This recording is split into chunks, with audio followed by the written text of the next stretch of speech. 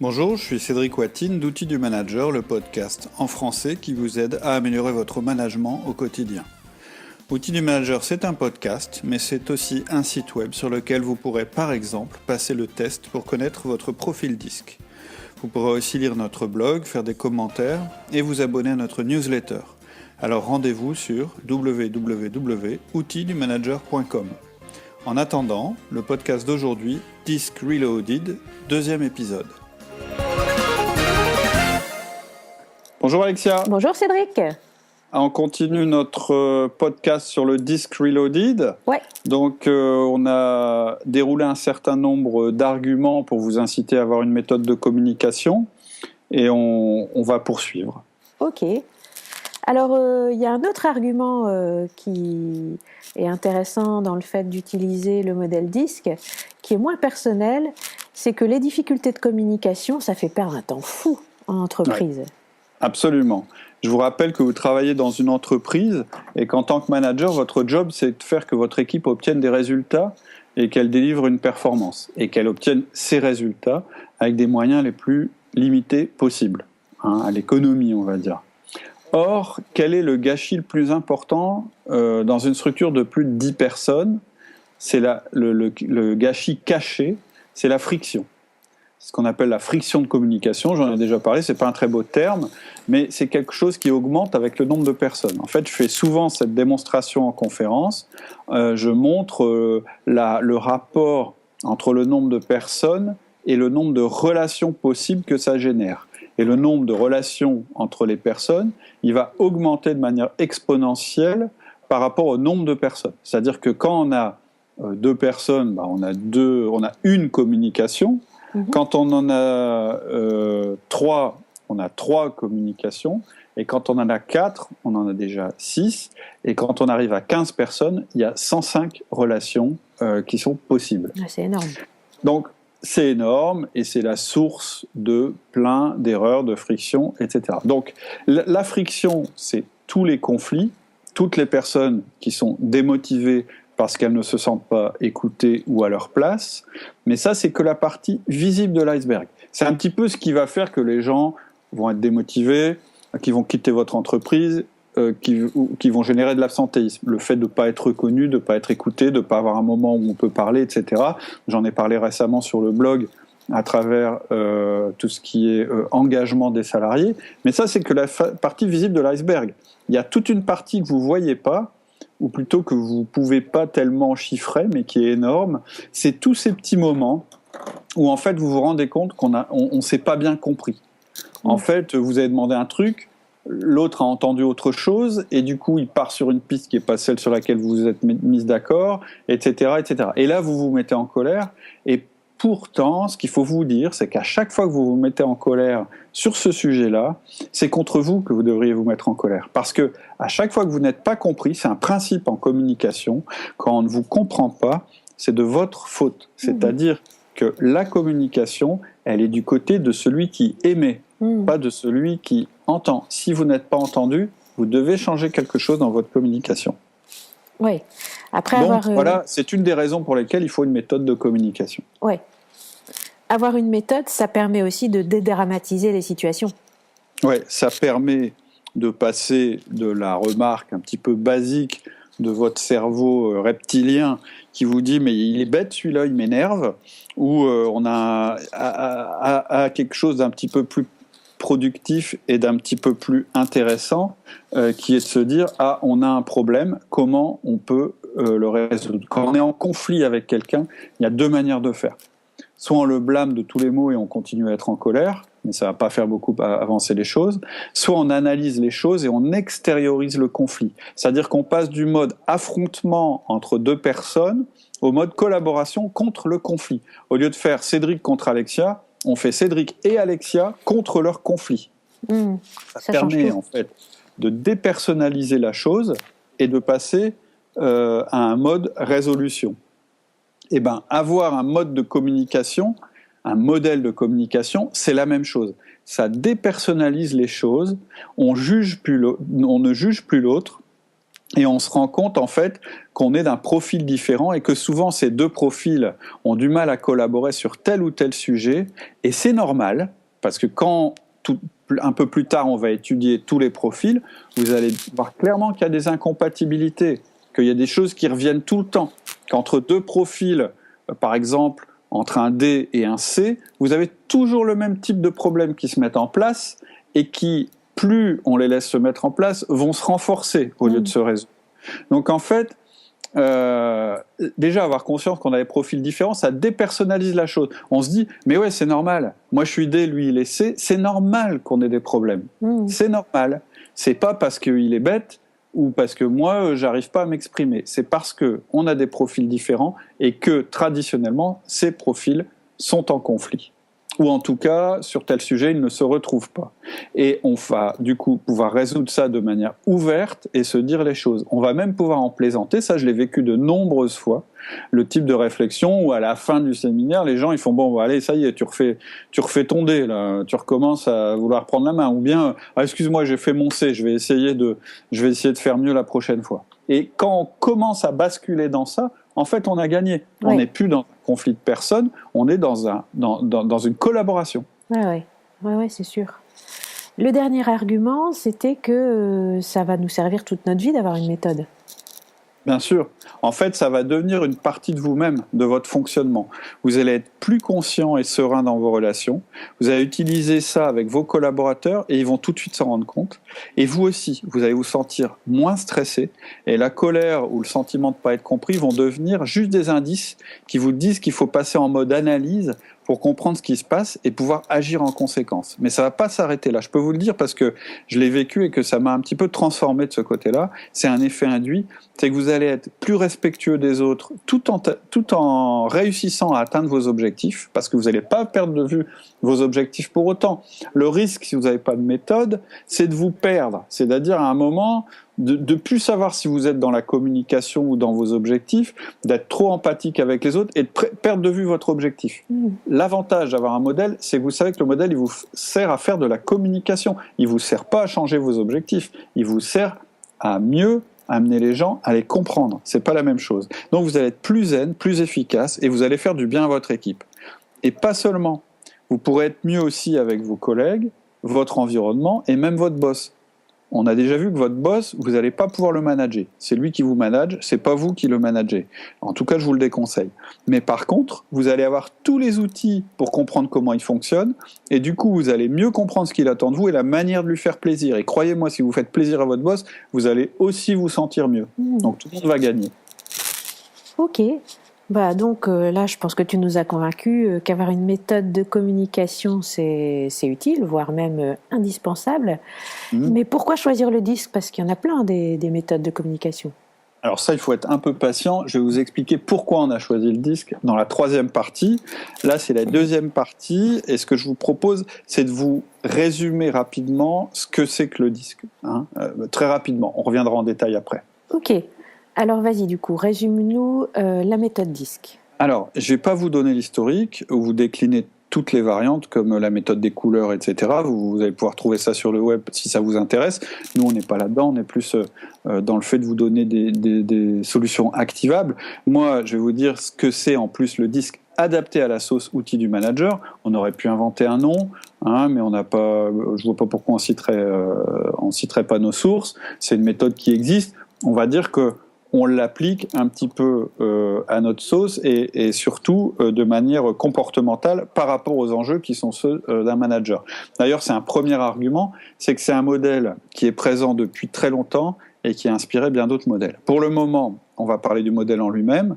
Déjà, ce que vous pouvez faire, c'est aller sur notre site, télécharger la grille dont je vais vous parler tout de suite. En fait, on a une espèce de petite carte qui explique comment se répartissent les différents profils. Donc pour ça, il faut aller sur notre site outildumanager.com, outil du manager en un mot. Dans le menu ressources, vous allez trouver documents à télécharger et vous choisissez le document qui s'appelle disque basique. Bon, pour faire ça, il faut juste vous inscrire, vous mettez votre mail, c'est gratuit, on vous embêtera pas, on vous harcèlera pas avec des offres commerciales, on vendra pas le fichier, mais on aura une trace de vous, vous recevrez aussi la newsletter, etc. Mais voilà, ça vous permet d'avoir la carte. je vais vous la décrire, la carte. En fait, vous prenez une feuille, vous tracez 2 axes, un horizontal et un vertical. Ça divise donc la feuille en 4 cadrans. Un en haut à gauche, un en haut à droite, un en bas à droite et un en bas à gauche. Et dans chaque cadran, vous allez mettre une lettre. En démarrant en haut à gauche et dans le sens des aiguilles d'une montre. Vous allez mettre D, I, S, C. Donc voilà le sens du mot disque. Et DISC, c'est pour le mot dominant, influent, stable et consciencieux. Vous voyez, vous avez vos 2 axes, vertical, horizontal. Vous avez un D en haut à gauche, un I en haut à droite, un S en bas à droite et un C en bas à gauche. Ensuite, je vais vous donner ce que veulent dire les axes. L'axe vertical, celui qui départage la feuille entre gauche et droite, il départage les profils qui accordent de l'importance aux gens ou aux tâches. Donc à gauche, ce sont les tâches qui sont importantes. Et à droite, ce sont les gens qui sont importants.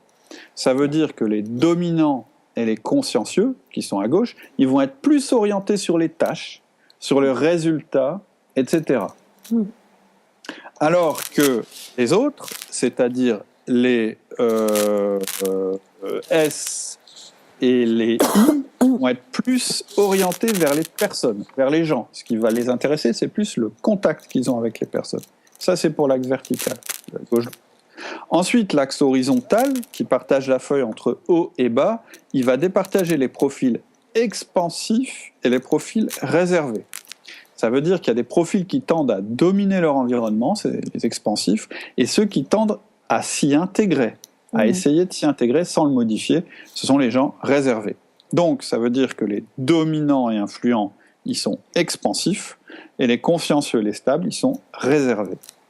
Donc, au final, vous savez que les dominants, c'est des gens orientés tâches et expansifs. Les influents, ils sont orientés vers les personnes et expansifs. Les stables, ils sont orientés vers les personnes et réservés. Et les consciencieux, ils sont orientés vers les tâches et réservés. On classe donc bien les personnes selon 4 profils qui résultent de la combinaison de 2 tendances. Mais c'est pas un peu réducteur de classer les gens comme ça En général, on n'aime pas trop quand même être mis dans des cases ou mettre les gens dans des cases. Non, ça c'est clair, on n'aime pas du tout ça. Mais je vais y revenir là-dessus. Mais je suis assez d'accord, on n'a pas envie de mettre les gens dans des cases, c'est pas agréable. Mais je vous expliquerai tout à l'heure qu'est-ce que c'est qu'une grille d'analyse. Parce que c'est pas... Effectivement, on met des types de communication dans des cases, ça ne veut pas dire qu'on met des gens dans des cases. Donc, pour répondre partiellement à ta question, mais j'y reviendrai, je l'évacue pas, c'est vrai qu'on va classer les personnes. Mais ce serait plus juste de dire qu'on va déterminer 4 types de communication qu'on va ensuite essayer de rattacher à des personnes.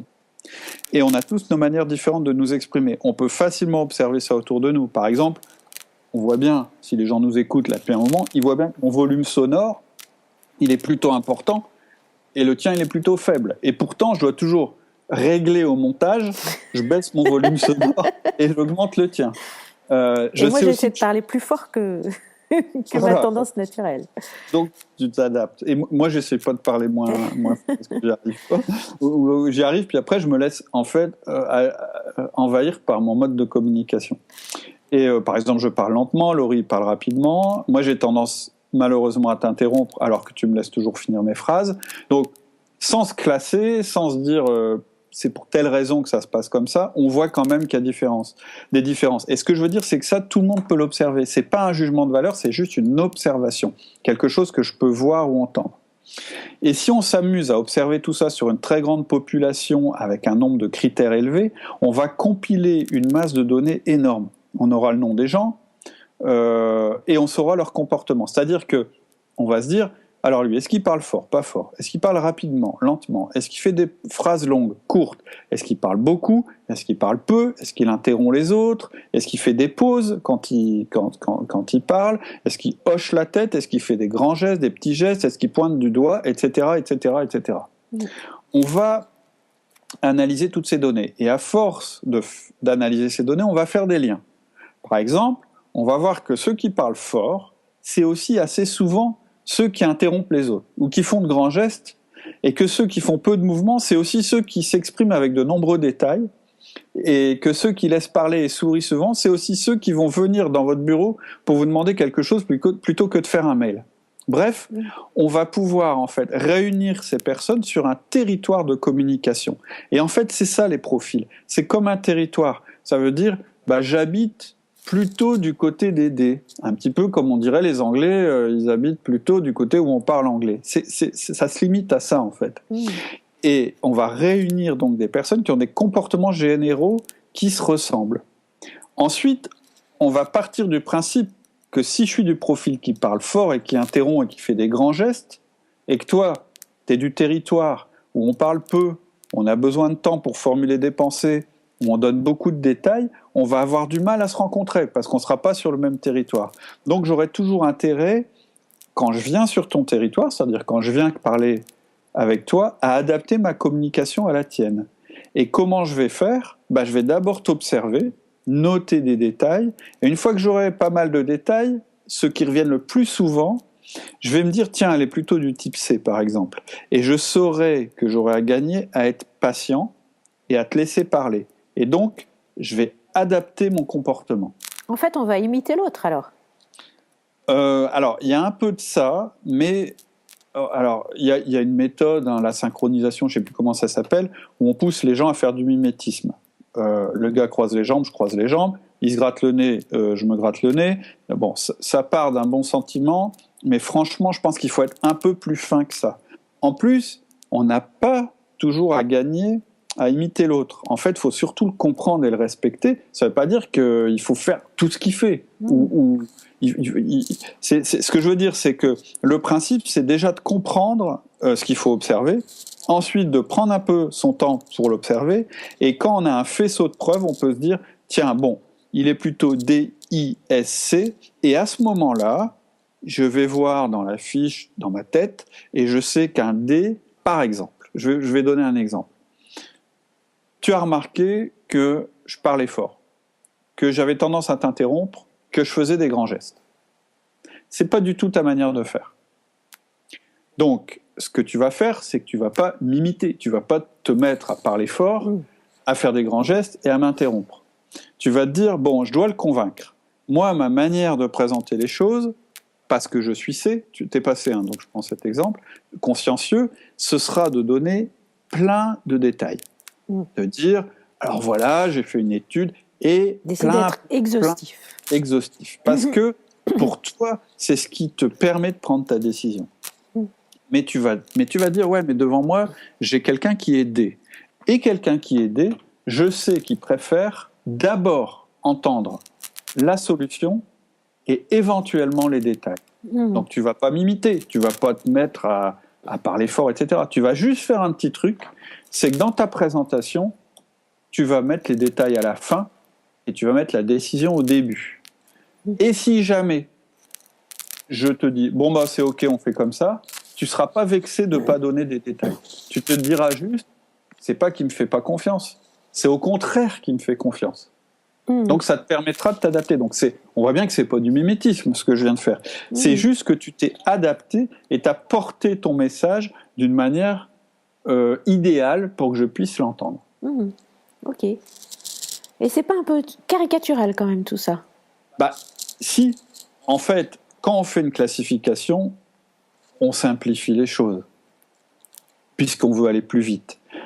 Et donc, effectivement, les profils, quand je les décrirai dans un podcast ultérieur, je vais vous les décrire en vous les forçant, et ce sera peut-être même assez drôle, et ils seront caricaturaux. Mais j'ai 3 arguments à mettre en face de ça. La première, c'est que personne n'a un profil vrai à 100%. En tout cas, moi, j'ai rencontré personne qui soit pur dominant, pur influent, pur stable ou pur C. D'ailleurs, quand tu as passé le test sur notre site, tu as eu des pourcentages. Je ne les connais pas, mais tu m'as dit le I, il est arrivé en premier, et le S, il est arrivé en deuxième. Voilà. Par exemple, 80% de I et... c'est un peu plus réparti dans les trucs. Mais c'est ça, c'est des pourcentages en fait. Donc en fait, jamais on va vous dire, vous êtes un D, on vous dira, vous avez un mode de communication qui s'apparente à un D et aussi à autre chose. Donc, on devrait, par exemple, toi, on devrait plutôt dire que tu es une I majoritaire. Et quand les pourcentages sont très proches, même le test, il n'est pas tout à fait bon pour distinguer les deux. Donc, oui, les profils sont caricaturaux, ça ne veut pas dire que vous, il faut que vous soyez caricatural, et non plus dans votre adaptation. C'est mon deuxième argument. Votre adaptation, votre communication, elle va pas être caricaturale. Vous allez être plus fin que ça, vous n'allez pas surjouer. Et c'est là que votre finesse à vous, elle va entrer en jeu. Vous allez prendre conscience des différences, parce que pour prendre conscience des différences, il faut les augmenter. Comme ça, on comprend bien le chemin qu'on a à faire. Mais après, la manière de faire le chemin, c'est vous qui allez voir. Et ensuite, le dernier argument, c'est qu'on est bien sur du comportemental, sur de l'observation, et qu'on ne classe pas les gens sur leur opinion, leur origine, leur mentalité, leur race, leur catégorie socio-professionnelle. On est vraiment sur un schéma d'observation, adaptation. Je vais y revenir parce que ça fait vraiment partie des critères qui nous ont fait choisir ce modèle et aimer ce modèle. C'est qu'en fait, il est vraiment sur le mode comportemental.